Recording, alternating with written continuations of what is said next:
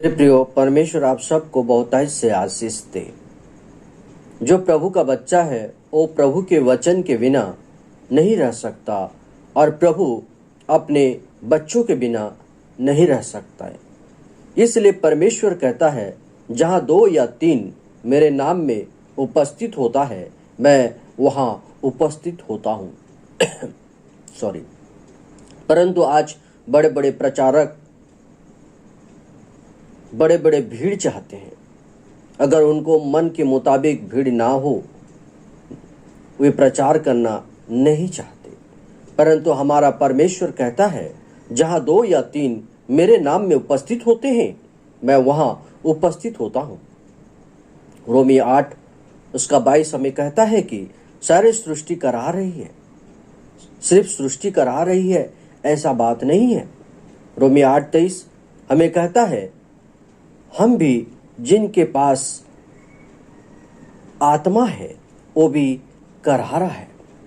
यह कोई ढोंगी विश्वासी नहीं है, ये वास्तविक विश्वासी है। और पौलुस कहता है, हम भी करहा रहे हैं। हम किस लिए करहा रहे हैं? हम इसलिए करहा रहे हैं क्योंकि हम दुनिया में रहना नहीं चाहते हैं। हमें तो यह दुनिया और अधिक अच्छा नहीं लगता। हम इस दुनिया में छुटकारा पाना चाहते हैं। एक तरफ सृष्टि करा रही है तो दूसरी तरफ परमेश्वर का आत्मा पाए हुए लोग भी करा रहे हैं। इस बात से पता चलता है कि 2 प्रकार के लोग हैं। एक दुनिया में रहने के लिए करा रहे हैं और दुनियावी चीजों को समेटकर कर्जदार बनकर लोन लेकर करा रहे हैं। और दूसरा दुनिया में भागने के लिए करा रहे हैं।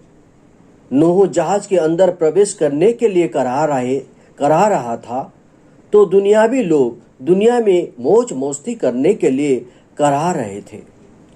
आज एक राष्ट्र दूसरे राष्ट्र से युद्ध कर रहा है। किसी भी राष्ट्र का आर्थिक स्थिति ठीक नहीं है, जगह जगह भूमिडोल हो रहा है। और ऐसा ही परिस्थिति में परमेश्वर का वचन मीका 1:2 में कहता है, हे जाति जाति के सब लोग सुनो। वो दुनिया के सभी जाति को कहता है, तुम परमेश्वर का सारे वचन सुनो। मीका 1:3 कहता है, देख यहोवा अपने पवित्र स्थान में बाहर निकल रहा है। और वचन हमें कहता है, धन्य वो लोग हैं जो प्रथम पुनरुत्थान का भागी है। सभी लोग प्रथम पुनरुत्थान का भागी नहीं होंगे। कुछ लोग हैं जो ऊपर उठाए जाएंगे। आप जानते हैं, जब प्रभु यीशु मसीह का जन्म नहीं हुआ था, तब बड़े बड़े प्रचारक प्रचार करते थे, देखो एक कुंवारी गर्भवती होगी और एक पुत्र को जन्म देगी। परंतु जब उनका प्रचार किया गया वचन पूरा हो गया, वास्तव में एक कुंवारी गर्भवती हो गया। प्रचार करने वाले प्रचारक अपना प्रचार को भूल गए और उस कुंवारी को कहने लगे, तू एक बदचलन स्त्री है। खाली जो वचन प्रचार करने वाले ही ऐसा किए ऐसा बात नहीं है, परंतु वचन सुनने वाला यूसुफ भी उस वचन को भूल गया और उस कुंवारी मरियम को छोड़ देना चाहा। वे अपने खुद का प्रचार को ही भूल गए और वे अपने सुनी हुई प्रचार को अनसुना कर दिए। इसलिए वचन कहता है, तुम क्या सुनते हो उस पर अधिक ध्यान दो, मन लगा कर रखो। अगर उस दिन ऐसा स्थिति था तो आज भी ऐसा ही स्थिति होगी। लोग वचन प्रचार करते रहेंगे, लोग वचन सुनते रहेंगे, परंतु इधर जो वचन पूरा हो गया है उनको मालूम तक नहीं है। यीशु मसीह ने कहा, जैसा नूह के दिनों में हुआ वैसे मनुष्य का पुत्र के दिन में भी होगा। नूह के दिन में लोग खाते पीते थे, शादी विवाह करते थे, परंतु इधर वचन पूरा हो गया है, जहाज का दरवाजा बंद हो गया है और उनको मालूम तक नहीं कि वचन पूरा हो गया है। प्रकाशित 3 उसका 17 पद में लौदीकिया कलीसिया काल के लोगों को परमेश्वर कहता है, तुम गुनगुने हो और कहते हो मैं धनी हूं और मेरा जीवन में किसी चीज की कमी नहीं है, किसी वस्तु का कमी नहीं है, परंतु आपका क्या होगा चाहे आप धनवान हो, चाहे आप गरीब हो। प्रकाशित 6 उसका 15 से 17 आयत कहता है, आपका गाड़ी का क्या होगा, आपका घर का क्या होगा, आपका धन का क्या होगा, क्योंकि उनके प्रकोप का भयानक दिन आ पहुंचा है। जकरिया 14 उसका 1 और 2 आयत कहता है, तुम्हारे धन लूटे लिए जाएंगे, तुम्हारे घर लूटे लिए जाएगा। हम सभी उसी धारा में गुजर रहे हैं। हो सके आप पास्टर को कह सकते हैं, क्या करूंगा पास्टर भाई, मेरे घर का हालत ऐसा है, मेरा पति का हालत ऐसा है, मेरा पत्नी का हालत ऐसा है। मेरे प्रियो, आप अपना हालत बताने से पहले आप पौलुस भाई का हालत पूछ ले।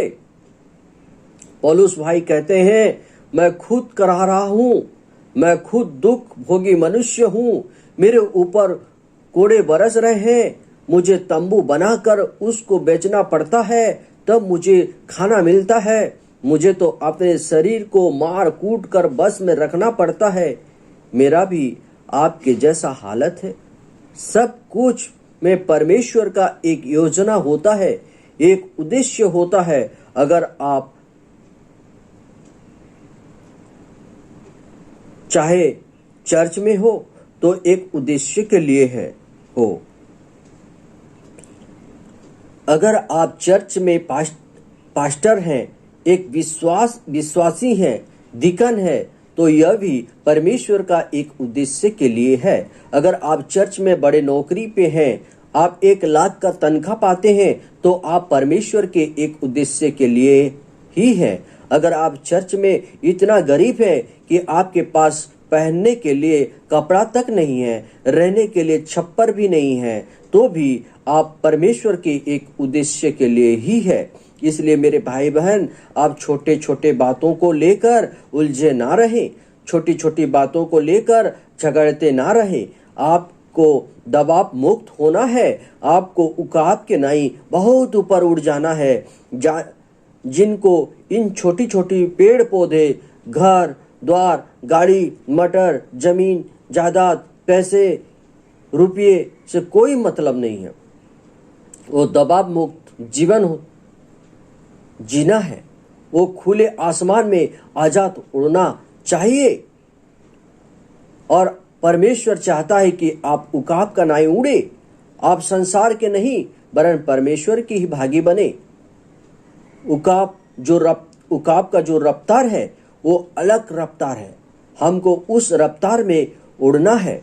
ईगल को, उकाब को ये सारी बातों से कोई मतलब नहीं है, ये छोटे छोटे पेड़ पौधे से उसका कोई मतलब नहीं है, घर द्वार से, गाड़ी मटर से कोई मतलब नहीं है, जमीन बाड़ी रुपया पैसा से उसका कोई मतलब नहीं है। ये सारी चीजों को छोड़कर एक ऐसी रफ्तार में आसमान में उड़ने लगता है, क्योंकि वो एक उकाब है और परमेश्वर चाहता है आप एक उकाब बने।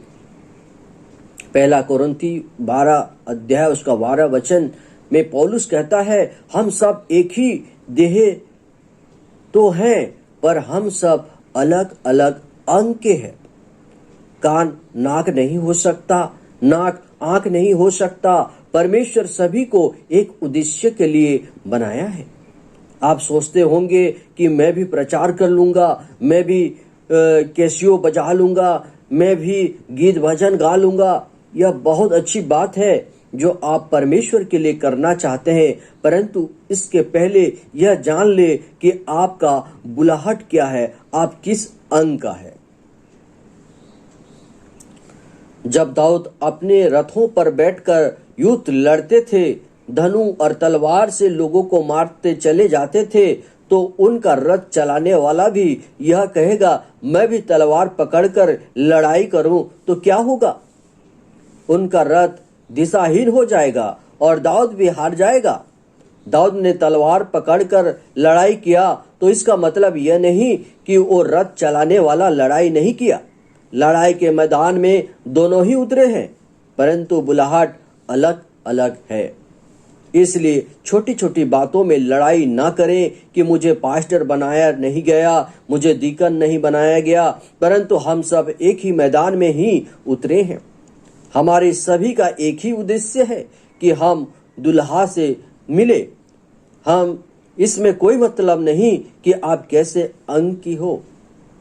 नूह के समय में परमेश्वर का एक उद्देश्य था कि सभी कोई जहाज के अंदर प्रवेश करे और उद्धार को प्राप्त करे। चाहे आप पास्टर हो, चाहे आप दीकन हो, चाहे आप विश्वासी हो, चाहे आप गधा हो, चाहे आप घोड़ा हो, चाहे आप हाथी हो, आपको जहाज के अंदर प्रवेश करना था। चाहे नूह के 120 साल प्रचार करना पड़े, चाहे आपको 120 साल प्रचार को सुनना पड़े, चाहे नूह को जहाज बनाने के लिए कठिन परिश्रम करना पड़े, बाकी को कुछ मतलब नहीं था उस परिश्रम से। उनको तो जहाज बनाया गया तो उनके प्रवेश करने का ही था। जितना परिश्रम दाऊद करता था, उतना परिश्रम रथ चलाने वालों को करना नहीं पड़ा था। जितना परिश्रम नूह को करना पड़ा, प्रवेश करने वालों को उतना परिश्रम करना नहीं पड़ा। परंतु युद्ध के मैदान में, जहाज के अंदर दोनों ही पाए गए थे, दोनों का भागीदारी था। यीशु के समय में याजक लोग संदूक को कंधे में उठाकर आगे आगे चलते हुए कठिन परिश्रम करते थे, परंतु पीछे चलने वाले आराम के साथ चलते थे। आपको वचन के आगे आगे चलना नहीं है, आपको वचन के पीछे पीछे चलना है।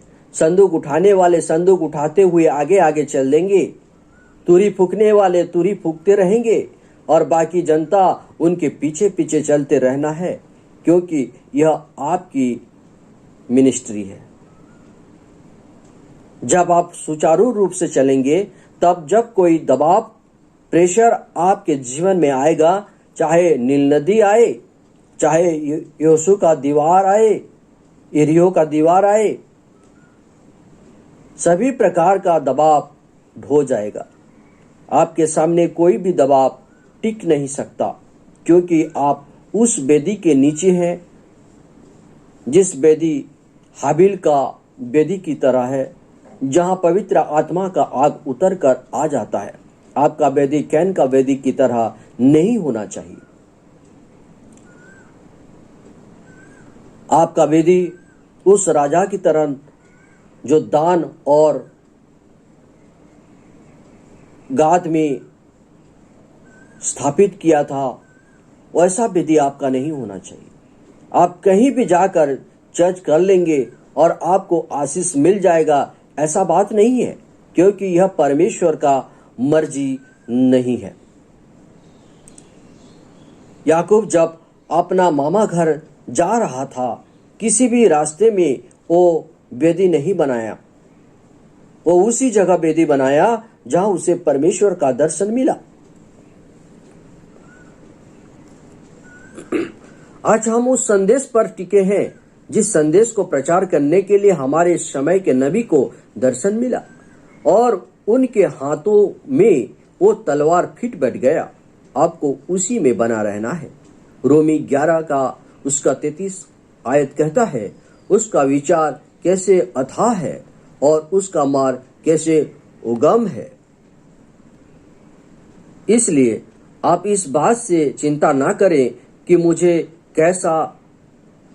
कैसे नौकरी लगेगी, मेरे पत्नी कैसे ठीक होगी, नील नदी कैसे 2 भाग होगी। यह तो परमेश्वर का विचार और परमेश्वर का मार्ग के अनुसार होगा। इसलिए आपको छोटी छोटी बातों को लेकर लड़ाई झगड़ा ना करें, बस आपको सही वेदी पर बना रहना है। भजन संहिता 128 उसका 1 में दाऊद कहता है, क्या ही धन्य है हर एक जो यहोवा का भय मानता है और उसके मार्ग पर चलता है। परमेश्वर इस छोटे सी वचन के जरिए आप सबको बहुत से आशीष दे।